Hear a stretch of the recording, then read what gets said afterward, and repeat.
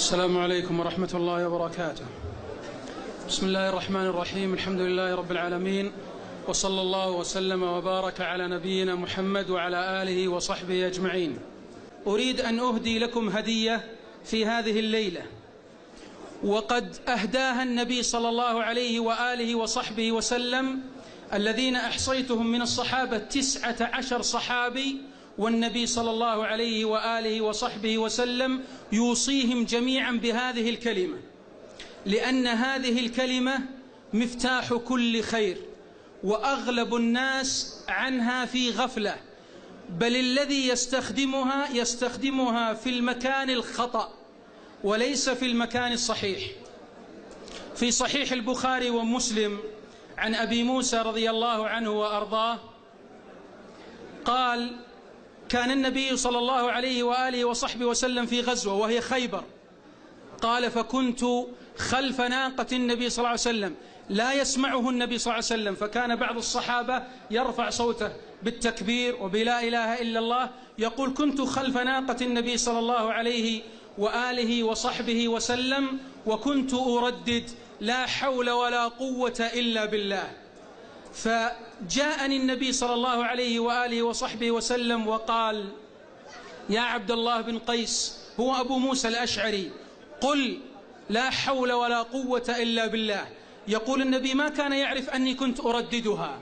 هذه الكلمة لا حول ولا قوة إلا بالله أوصى بها النبي صلى الله عليه وآله وصحبه وسلم أكثر من 19 من الصحابة، وأغلب الناس يقولها في المكان الخطأ، لا يقولها في المكان الصحيح. يقولها إذا حصلت مصيبة، يقول: إن لا حول ولا قوة إلا بالله، وهذا خطأ. تقول عند المصيبة: إنا لله وإنا إليه راجعون. لكن عند الشدائد، وعندما تريد أن تبدأ بأمر، وإذا كانت لك حاجة، وفي مقدمة زواج، وفي تأليف كتاب، وفي مضيك لأمر، تقول لا حول ولا قوة إلا بالله. والله لو عرف كل واحد منا معنى لا حول ولا قوة إلا بالله لحلت كل مشاكلنا، لأن النبي صلى الله عليه وآله وصحبه وسلم فسرها لعبد الله بن مسعود: لا حول عن معصية ولا قوة على طاعة إلا بالله عز وجل. لا أطيل عليكم، لكن اسمعوا هذه القصة التي حصلت لعوف بن مالك الأشجعي رضي الله عنه وأرضاه، حتى تعرفوا أن هذه الكلمة مثل ما قال عنها ابن القيم الجوزية: تحمل بها الأثقال وتقتحم بها الأهوال ويدخل بها على من يخاف منه. يقول رضي الله عنه وأرضاه: أسر ابنه فجاء إلى النبي صلى الله عليه وسلم فقال: يا رسول الله، إن ابني في الأسر وإنني أشتكي الفقر. لقد أحصى بعض العلماء 40 موطن تقال فيه لا حول ولا قوة إلا بالله. انظروا إلى هذا، يشتكي الفقر وابنه في الأسر. فقال: يا رسول الله، أريد الحل، أشغلتني أمه بالبكاء. فقال النبي صلى الله عليه وآله وصحبه وسلم: كرر لا حول ولا قوة إلا بالله، لأن في البخاري ومسلم قال: هي كنز من كنوز الجنة، هي كنز من كنوز الجنة. إذا فهمت إيش معنى كنز، الجنة كاملة كنز، ولا حول ولا قوة إلا بالله كنز في الجنة، يعني من نفائسها. فقال: كرر لا حول ولا قوة إلا بالله. رجع إلى زوجته وقال: قالت: ماذا قال لك رسول الله؟ قال: كررا أنت زوجتك لا حول ولا قوة إلا بالله. اجلسوا كم يوم وهم لا حول ولا قوة إلا بالله، لا حول ولا قوة إلا بالله، وهو يعرف إيش معناها. يعني لا يطلق من السجن ولا يخرج من السجن، يا من له سجين يريد أن يخرج عليك بهذا. فكرر لا حول ولا قوة إلا بالله.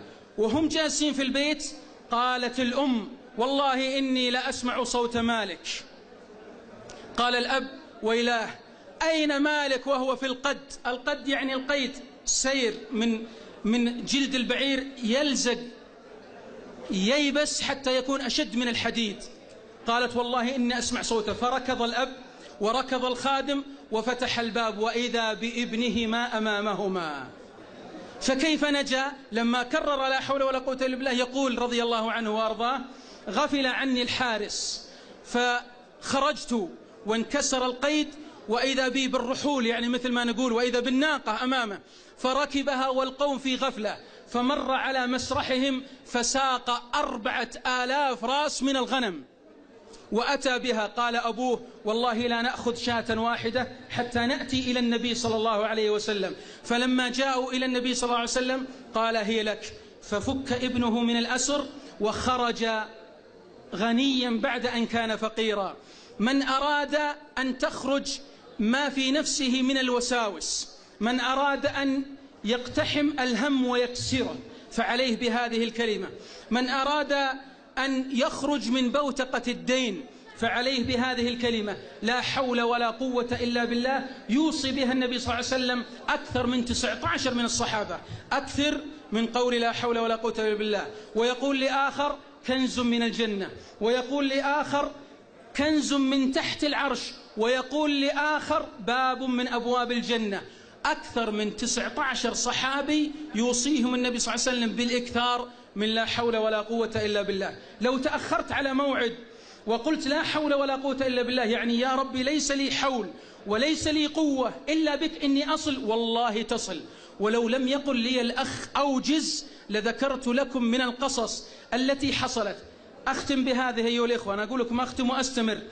من أراد أن يرى بعينه، أكرر، من أراد أن يرى بعينه أن الله يسمعه ويراه ويحقق أمره، يشوف إذا في شيء عنده هامة فليكرر لا حول ولا قوة إلا بالله. كنت عند شيخنا الشيخ خالد الويسين، ويشهد على ذلك، أعتقد أني رأيته قبل قليل، الدكتور عبد الرحمن بن عبيد الرفدي يشهد على هذه القصة. قال له أحد الإخوة: يا شيخ خالد الويسين، السبت القادم له دورة هنا في الخرج، محدث رجل فاضل. قال له: يا شيخ، لقد فقدت زوجتي وليس لدي بيت وأريد أن أبيع السيارة، فأريد منك حل. قال الشيخ: أبشر، والله لا أعطيك حل، والله لا تحل الأمور الثلاث. يقول الرجل: والله ما ظننت إلا أن الشيخ بيكتب لي إلى الراجحي، 1,000,000 بتكفي وتغطي. قال: يا فلان، تريد الحل؟ قلت: اي والله تكفى يا شيخ. قال: كرر لا حول ولا قوة إلا بالله. يقول: سكت. قلت: ايش؟ قال: كرر لا حول ولا قوة إلا بالله. يقول: أنا أفهم أنها عند المصيبة، لكن أنا أريد أمر فيه عزيمة. قال: بس افهم وش معناها، ما لك لا حول ولا قوة على هالمصائب الثلاث التي حصلت لك أنك تجتازها إلا بالله. يقول: قلت: إي والله ما لي حل إلا بالله. يقول: والله إني في اليوم بعض الأحيان 1000 مرة وبعض الأحيان 700 مرة، إلى أن وصلت إلى 7 أشهر، ووالله حلت ال3 أمور كاملة، لكن يريد منك إصرار. لذلك في مسند الإمام أحمد أن النبي صلى الله عليه وسلم: من قال لا حول ولا قوة إلا بالله قال الله جل الله: أسلم عبدي واستسلم. لأنك تفوض الأمر لله عز وجل. أطلت عليكم، أعتذر منكم، والله أعلى وأعلم، وصلى الله وسلم وبارك على نبينا محمد.